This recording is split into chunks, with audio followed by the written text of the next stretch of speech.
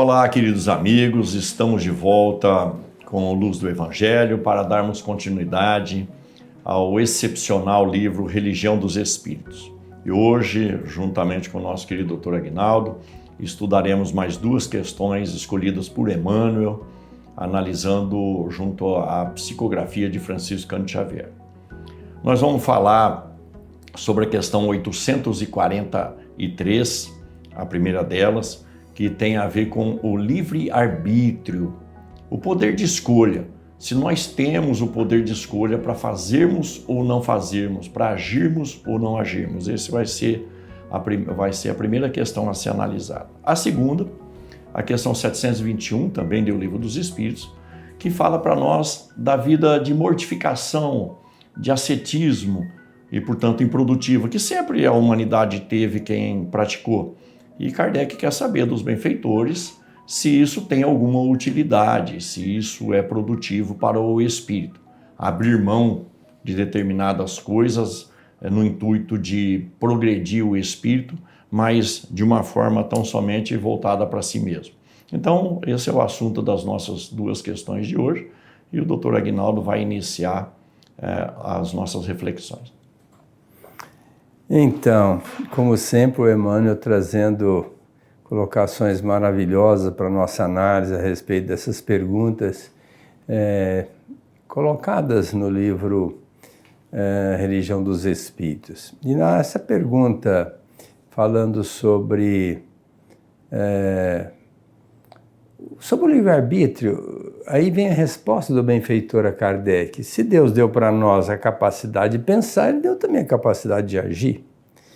Eu fico pensando, já que Deus pode e faz tudo, Ele também teria que dar para nós a condição de poder fazer tudo. Só que aí que vem essa questão. O livre-arbítrio, ele também é um pouco relativo.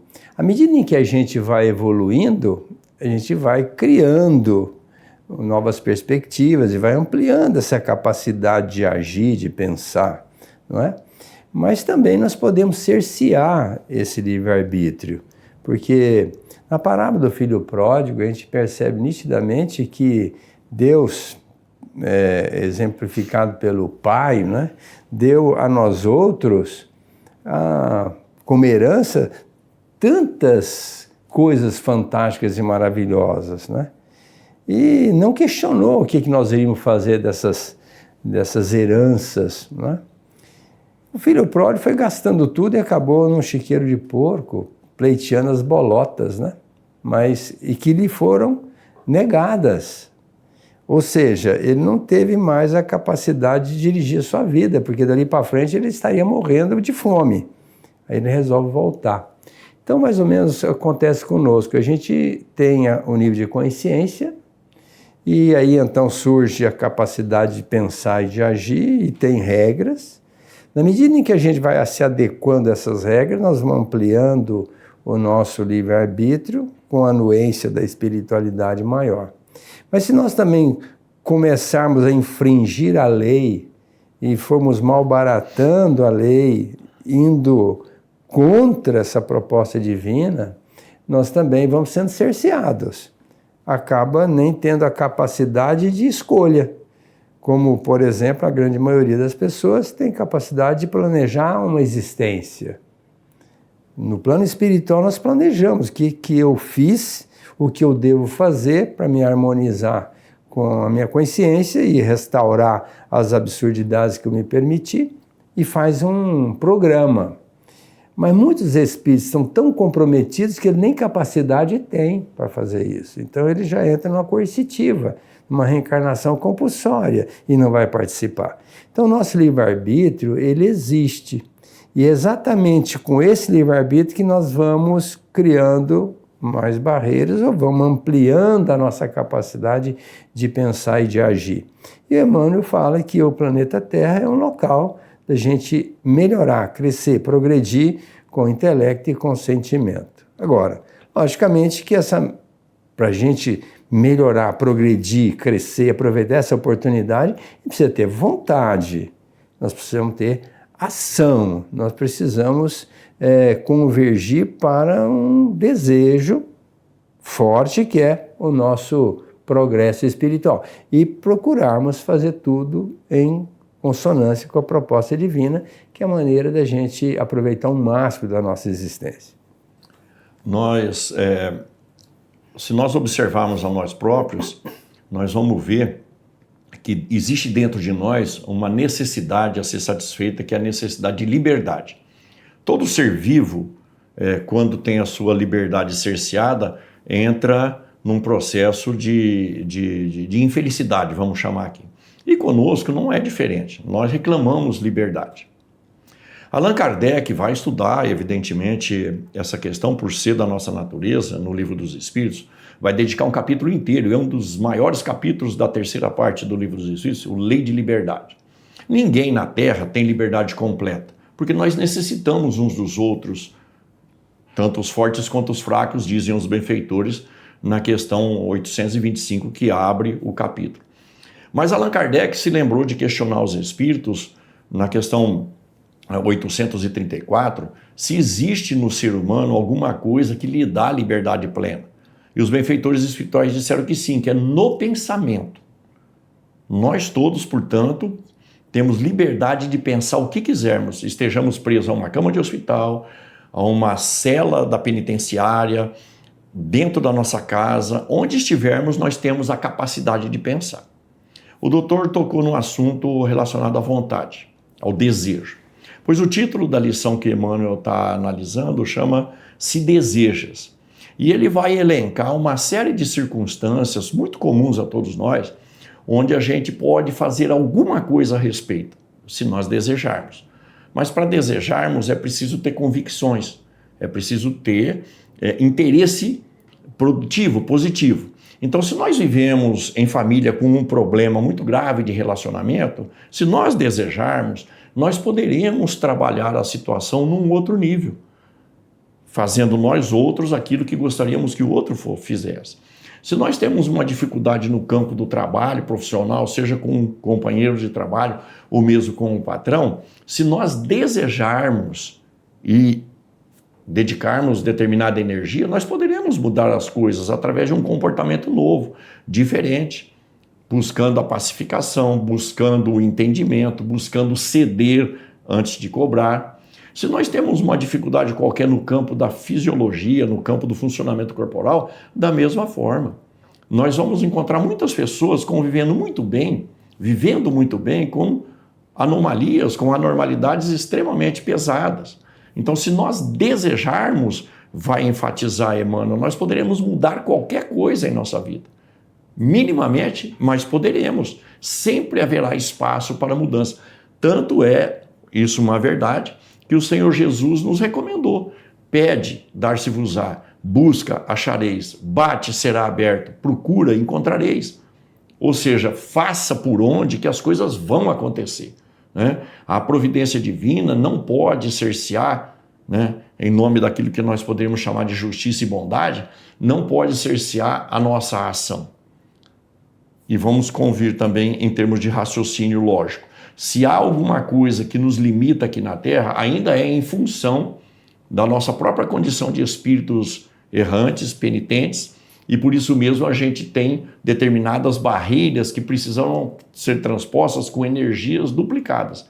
Porque pode acontecer mesmo da gente estar numa situação onde a gente não pode fazer muita coisa, mas isso é em função das necessidades do nosso espírito, como resultado de situações e atuações pretéritas que, claro, deram causa a isso. Então nós sempre poderemos fazer alguma coisa, se não materialmente, se não objetivamente, concretamente, no mínimo com um pensamento positivo, com uma oração, com uma energia vibrando em termos melhores para todos aqueles e para tudo aquilo que está nos envolvendo. É preciso pensar muito bem nisso. Como nós vivemos de escolhas, a escolha só é boa quando é boa para todo mundo. O livre-arbítrio nos dá direito de escolher o que eu quero para mim. Mas isso que eu quero para mim, a gente tem que entender que tem que envolver os circunstantes, porque nós não vivemos sozinhos. Nós não ficamos isolados no mundo, nós somos cercados de centenas de criaturas que participam diretamente da nossa vida, em nível familiar, na via pública, no trabalho, na casa religiosa. E as decisões são importantes, porque do momento que você decidiu e vai fazer, dali para frente é de sua responsabilidade. Já vi essa colocação de Jesus, a semeadura é livre, a colheita é certa, cada um de acordo com as obras. Então nós temos que pensar muito bem nas nossas escolhas. O que eu quero para mim? E essa escolha a gente tem que estar analisando de conjunto, porque todos têm que se beneficiar dessa escolha. E quando a gente vai programar qualquer uma tarefa, a gente tem que pensar nas consequências, o que aquilo vai gerar. Porque se eu sou responsável, se serão coisas benéficas, eu lograrei o benefício dessa aquisição. Mas se eu gerar problemas, situações adversas, então isso também é de minha responsabilidade. Lei de causa e efeito, em que a doutrina espírita deixa isso muito claro. Você é responsável pelos seus feitos. E na pergunta 919 do Livro dos Espíritos, então Kardec vai perguntar qual que seria o meio prático da gente evitar essas quedas, de aproveitar as decisões, as escolhas para o benefício nosso. E ele vai voltar no tempo e dizer que o Sócrates, em tempos idos, já havia dito isso. No conhece-te a ti mesmo. Então nós precisamos perceber que nós temos as nossas dificuldades a serem trabalhadas, as sombras do inconsciente. E se nós quisermos fazer uma pesquisa, para nos conhecermos melhor, é só dar uma parada, fazer uma reflexão. Onde está a sombra do meu inconsciente? Ela aflora, ela vem em forma, vamos dizer assim, de intuição, vem na nossa consciência, ela é projetada. Eu sou egoísta, eu sou orgulhoso, sou prepotente, sou vaidoso, Aí a gente vai começar a trabalhar isso. É uma decisão, é o livre-arbítrio. Eu posso também trabalhar ou não trabalhar, conforme colocou Navarro. Às vezes você fica numa zona de conforto e deixa o tempo passar. Mas isso vai gerar uma problemática para nós. Então o livre-arbítrio, ele tem que ser usado, lógico. Nós temos o direito de pensar e de agir, mas temos que ter muito cuidado, porque do momento que nós determinarmos uma ação e a levarmos efeito, dali para frente tudo é de nossa responsabilidade. E se hoje nós estamos ainda no planeta de expiação e provas, na condição de espíritos imperfeitos, é porque outrora, em tempos idos, nós não estivemos alinhados com a proposta divina. Pelo contrário, fizemos prevalecer o ego, a vontade de fazer tudo aquilo que nos dá prazer, nos dá incentivo, nos dá, entre aspas, felicidade do mundo, e depois nós estamos pagando as consequências. Porque quando vem a dor, o sofrimento, nós vamos dizer, meu Deus, o que o senhor está fazendo comigo? Estou lhe dando uma nova oportunidade. E lembrando, meus amigos, que o Senhor Jesus tem a proposta muito clara. Faça para o teu próximo aquilo que você quer que seja feito para você mesmo. Então nós temos que abandonar o desculpismo, nós temos que abandonar as motivações infelizes que nos levam a um certo comodismo e partir para a atitude, né? Partir para a ação. Porque se a gente não está contente com o mundo, a gente precisa fazer acontecer para mudar esse mundo, né? E isso nos remete à segunda questão que está no bojo dos nossos estudos de hoje, que é a questão 721. Muitas pessoas, e isso é de longa data, conforme propõe Kardec na questão em estudo, né? Na 721 do Livro dos Espíritos, muitas pessoas acham que vai educar o espírito se tiver uma vida afastada da sociedade, se tiver uma vida fazendo determinados regimes, ou seja, mudando tão somente, aplicando tão somente o seu entendimento consigo mesmo, sem a participação no mundo, sem a participação no social, no coletivo. De imediato, a gente precisa lembrar que nós temos, por obrigação natural, porque é uma condição nossa, nós temos a vida social como sendo obrigatória. Lei de sociedade, também estudada por Kardec na terceira parte do Livro dos Espíritos, né? E na questão 766, que abre o capítulo, ele é muito claro, o benfeitor. Nós temos todos os atributos necessários para a vida de relação, a começar da própria palavra. Então nós precisamos agir. Ora, os benfeitores vão responder para Kardec com uma colocação muito simples. Qual é a utilidade prática para o próximo com o nosso ascetismo, com a nossa vida voltada tão somente para nós mesmos? Não há nenhuma produção, não há nenhuma produtividade. Então não serve para ninguém.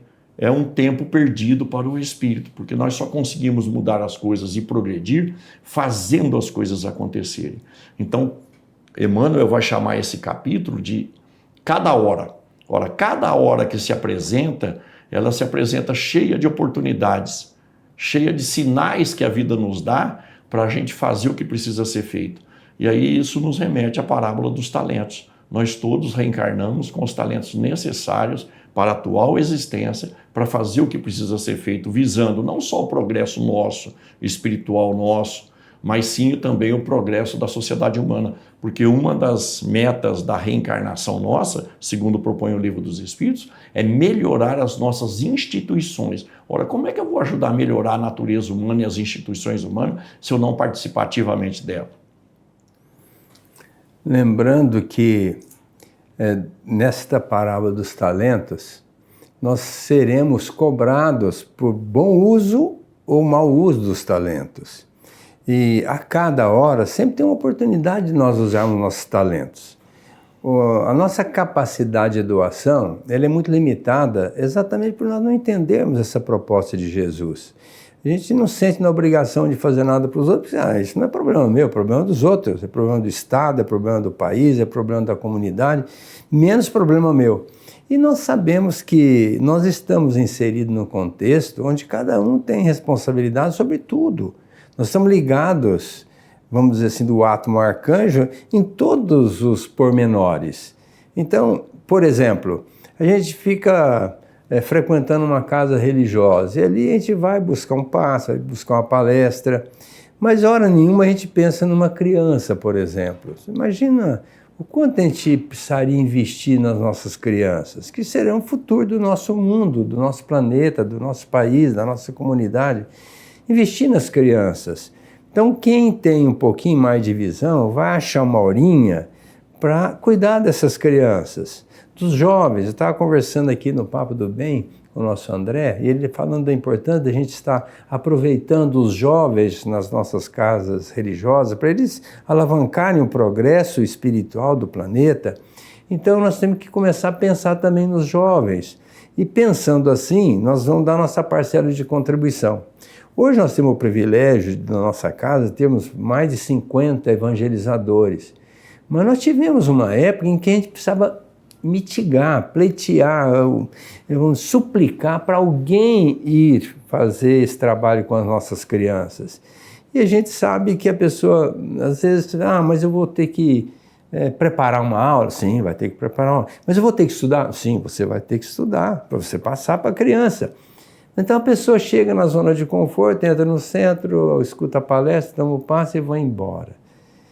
Mas olha a oportunidade que a pessoa tem de dar sua parcela de contribuição evangelizando as crianças, formando caracteres, formando essa personalidade desde tempos, vamos dizer assim, precoces. Então, vamos analisar quantas pessoas que chegam ao nosso redor, onde quer que seja, que estão pedindo alguma coisa. É hora de nós procurarmos fazer alguma coisa para essa pessoa. Mas a gente arruma uma desculpa. Não, é porque ele é vagabundo, porque não quer trabalhar, porque... A gente está sempre arrumando um porquê. Quando, bem da verdade, a gente não sabe o que está atrás disso. Algum tempo atrás, um amigo disse assim, não é justo ficar dando esmola nas esquinas. Aquela menina, por exemplo, fica lá pedindo esmola, vai ser prostituta, certamente. Eu conversei com ele, você conhece a menina? Não conheço. Pois então, você sabe quem é essa menina? Ela, a mãe... O pai abandonou, ela tem mais 3 irmãos, a mãe está doente, ela vai para lá pedir esmola para levar comida para dentro de casa. Ah, é? Pois então, se você descesse do carro, conversasse com ela iria falar isso para você. Se você quisesse acreditar ou não, fosse com ela até lá na casa dela, ela iria mostrar a situação que ela está vivendo. Mas é muito fácil dizer assim, não, isso é um vagabundo, isso aí vai se perder, vai para droga.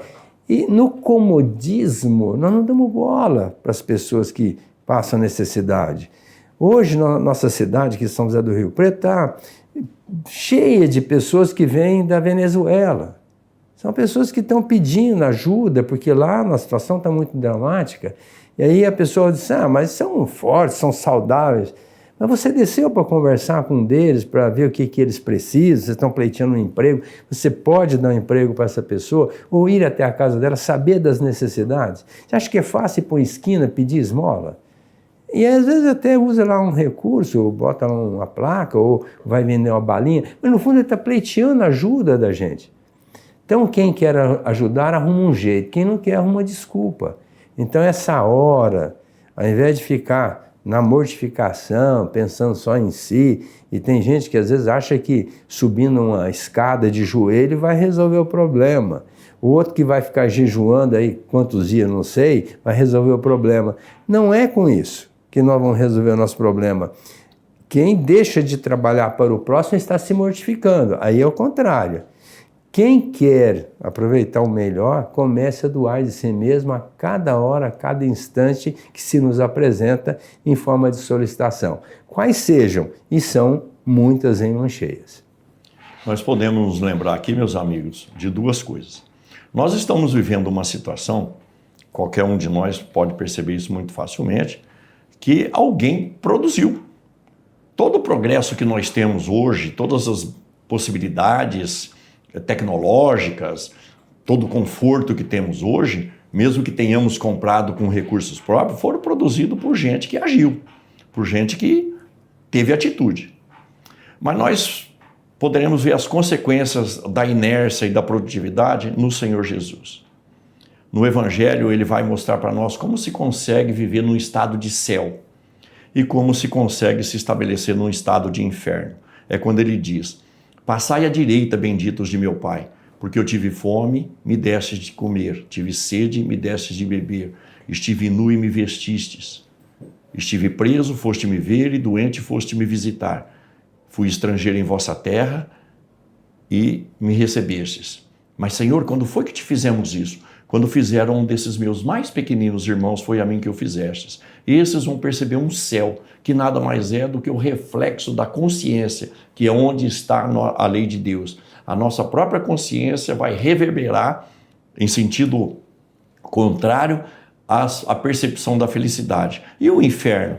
Passai à esquerda, malditos de meu Pai, disse Jesus, porque tive sede e não me destes de beber, tive fome e não me destes de comer, estive nu e não me vestistes, preso e doente, não me foste ver, e fui estrangeiro em vossa terra e não me hospedastes. Mas, Senhor, quando foi que nós não te fizemos isso? Quando deixaram de fazer a um desses meus mais pequeninos irmãos. O Evangelho está conosco há 2000 anos, nos dizendo que é preciso fazer para o próximo aquilo que nós queremos que seja feito para nós mesmos. O comodismo, a inatividade, a preguiça é, portanto, os grandes gatilhos para os nossos infernos conscienciais. Mais cedo ou mais tarde, e dizem os benfeitores espirituais que um dos maiores arrependimentos que a gente vivencia na vida como espírito imortal é quando a gente chega do outro lado, fatal para todos nós, e nós percebemos o tempo que nós jogamos fora, seja na inércia ou seja fazendo coisas erradas. É preciso pensar muito bem nisso, meus amigos, porque a vida nos reclama atitude. Se não estamos satisfeitos com aquilo que está acontecendo, o que é que estamos fazendo para mudar esse panorama? É preciso pensar nisso. E quando a gente fala de aproveitar a hora para fazer alguma coisa, tem muitas outras coisas que a gente pode fazer que não estão inseridas nesse contexto de doação material ou doação, vamos dizer assim, qual seja, aí para atender a necessidade da pessoa.